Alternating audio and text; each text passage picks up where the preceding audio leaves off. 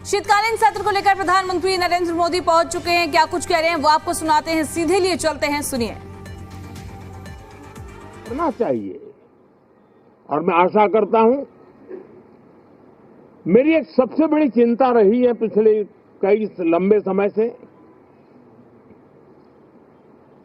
सदन में जो पहली बार चुन करके आए हैं या जो छोटी आयु के हैं, वैसे सभी दलों के सभी सांसद बहुत परेशान हैं, बहुत दुखी हैं।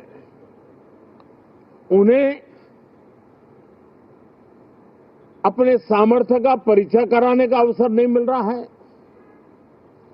अपने क्षेत्र की समस्याओं की बात बताने का अवसर नहीं दिया जा रहा है, राष्ट्र के विकास की यात्रा में भागीदार बनने के लिए वो अपनी कुछ बात बताना चाहते हैं, उस पर भी रोक लगा दी जा रही है। कोई भी दल हो, हमें किसी को भी हमारी ये नई पीढ़ी के आ रहे नौजवान सांसद, पहली बार आए हुए सांसद, उनको अवसर देना चाहिए। उनके अनुभवों का हमें सदन को लाभ मिलना चाहिए।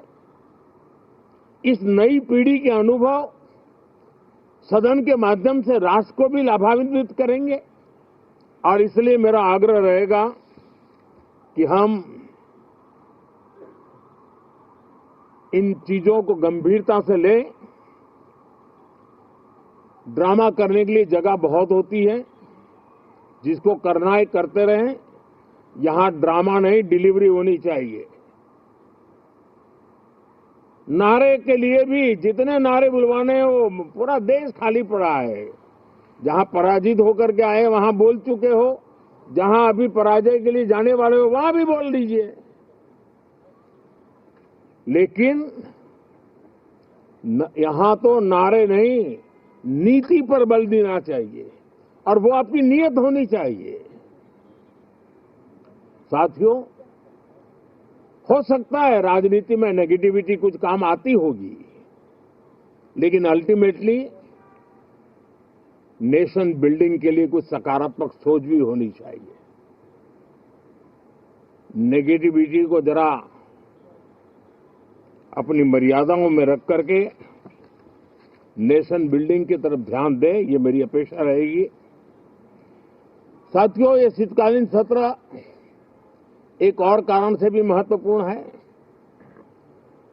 हमारे नए माननीय सभापति जी आज से हमारे उच्च सदन का मार्गदर्शन उनका शुरू हो रहा है।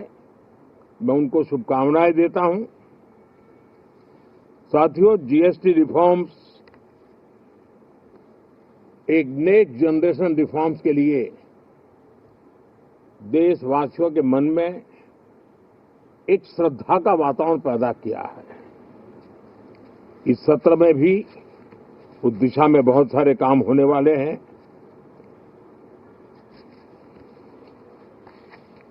हमारे देश का एक, हमारे मीडिया के मित्र कभी अगर एनालिसिस करेंगे तो उनको ध्यान में आएगा कि पिछले कुछ समय से हमारे सदन को या तो चुनावी का वार्मिंग अप के लिए उपयोग किया जा रहा है, या तो पराजय की बौखलाहट करने को निकालने के लिए उपयोग किया जा रहा है। अब मैंने देखा है कुछ प्रदेश ऐसे हैं कि सत्ता में रहने के बाद इतनी एंटी इनकम्बेंसी है कि वो वहां जनता में जा नहीं पा रहे हैं, वहां लोगों के बीच जाकर के अपनी बात बता नहीं पा रहे हैं, और इसलिए सारा गुस्सा या सदन में आकर के निकालते हैं और सदन को अपने उस राज्य की राजनीति के लिए इस्तेमाल करने की नई परंपरा को कुछ दलों ने जन्म दिया है। अब उन्होंने एक बार चिंतन करना चाहिए पिछले 10 साल से ये जो खेल खेल रहे हैं, देश स्वीकार नहीं कर रही है इन पद्धतियों को। तो अब थोड़ा बदलें, अपनी रणनीति बदलें। मैं टिप्स देने के लिए तैयार हूं उनको कैसे परफॉर्म करना चाहिए, लेकिन कम से कम सांसदों के हकों पर तराप मत लगाइए। सांसदों को अभिव्यक्ति का अवसर दीजिए। अपनी निराशा और अपने पराजय पे सांसदों को बलि मत बनाइए। मैं आशा करता हूं कि इन जिम्मेवारियों के साथ हम सब चलें, लेकिन मैं देश को विश्वास देता हूं कि राष्ट्र प्रगति की राह पर चल पड़ा है।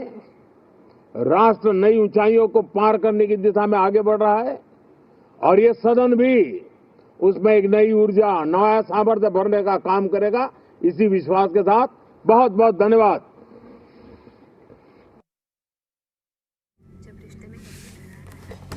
तो आपने सुना, प्रधानमंत्री नरेंद्र मोदी ये भी संबोधन करते हुए नजर आए और साफ तौर पर विपक्ष पर निशाना भी साधते हुए नजर आए। कहते हुए नजर आए कि नारेबाजी करने के लिए और भी बहुत सारी प्लेसेस होती है, तो यहाँ पर नीति रखिए, अपनी बात रखिए और नीति रखने के लिए भी नीयत होनी चाहिए। तो जमकर विपक्ष पर निशाना साधते हुए नजर आए और साफ संदेश देते हुए नजर आए कि सत्र में मुद्दे उठाइए और उन पर बातचीत कीजिए। अगर नारेबाजी करनी है तो कहीं और जाकर कीजिए। और अब संसद का शीतकालीन सत्र शुरू हो जाएगा। प्रधानमंत्री नरेंद्र मोदी पहुंच चुके हैं, तस्वीरें भी आप देख सकते हैं, और संबोधन करते हुए भी अभी नजर आए थे और संबोधन में कई अहम मुद्दों का जिक्र करते हुए नजर आए और सत्र को लेकर जानकारी देते हुए नजर आए और साथ ही विपक्ष को एक संदेश देते हुए नजर आए कि शांतिपूर्ण तरीके से अपनी बात रखिए, उस पर चर्चा कीजिए।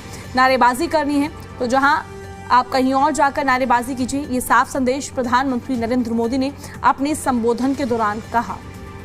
15 दिन का ये सत्र रहने वाला है। 15 दिन जो है विपक्ष कई अहम मुद्दे उठाने वाला है। बात SIR की जाए या फिर पॉल्यूशन की जाए या फिर वोट चोरी की जाए, ये सभी मुद्दे जो हैं शीतकालीन सत्र में गूंजते हुए नजर आएंगे। 13 अहम बिल पेश किए जाएंगे, उन पर चर्चा देखने को मिलेगी। और आज से इस सत्र का आगाज हो रहा है जो कि 15 दिन चलेगा और 15 दिन विपक्ष के मुद्दे गूंजते हुए नजर आएंगे। वहीं बिल पेश किए जाएंगे और आज गहमागहमी देखने को मिल सकती है। विपक्ष कई मुद्दे उठा सकता है और अब थोड़ी ही देर में संसद का शीतकालीन सत्र शुरू हो जाएगा। ये हम लाइव तस्वीरें भी आप तक पहुंचा रहे हैं। ये तस्वीरें आपके टीवी स्क्रीन पर है। प्रधानमंत्री नरेंद्र मोदी पहुंच चुके हैं, अभी संबोधन करते हुए नजर आ रहे थे और ये तस्वीरें भी आप देख सकते हैं। और कई बिल जो हैं वे रखे जाएंगे। सेंट्रल एक्साइज बिल हो गया, या और भी कई बिल जो हैं रखे जाएंगे। टोटल 13 अहम बिल बताए जा रहे हैं और साथ ही आपको बता दें कि ये टोटल 15 दिन का सत्र रहने वाला है। आज से सत्र की शुरुआत हो रही है। इंश्योरेंस लॉज बिल भी रखा जाएगा, पेश किया जाएगा, उस पर बातचीत भी देखने को मिलेगी और साथ ही और भी कई बिल यहाँ पर रखे जाएंगे। इन सभी बिलों पर चर्चा देखने को मिलेगी। टोटल जो सत्र रहने वाला है 15 दिन का रहने वाला है। हायर आशा है क्योंकि नए चेयरमैन है, नई राज्यसभा का कामकाज शुरू होने वाला है, तो हम आशा करते हैं कि अब की बार हमें इंसाफ जरूर मिलेगा। इंसाफ और उम्मीद, ये 2 चीजों पर आज हम अपने दिल में लेकर काम करने के लिए जा रहे हैं।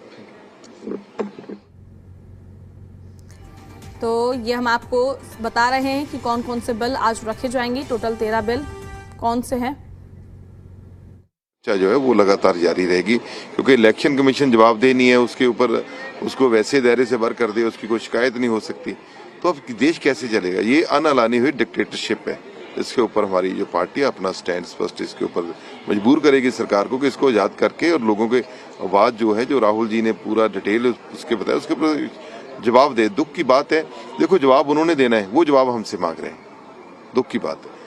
तो दूसरा जो पंजाब को लेकर हम चंडीगढ़ के मुद्दा और पंजाब के मुद्दे जो है वो उठाएंगे। पंजाब के जो फंड्स हैं वो पंजाब को नहीं दिए जा रहे। उसके अलावा चंडीगढ़ को बार बार यूनिवर्सिटी, चंडीगढ़ यूनिवर्सिटी बच्चे पढ़ रहे हैं लेकिन उनको 2 महीने संघर्ष करना पड़ा है। ये किस बात के लिए सब, जबकि उन्होंने यू टर्न लिया है। सेनेट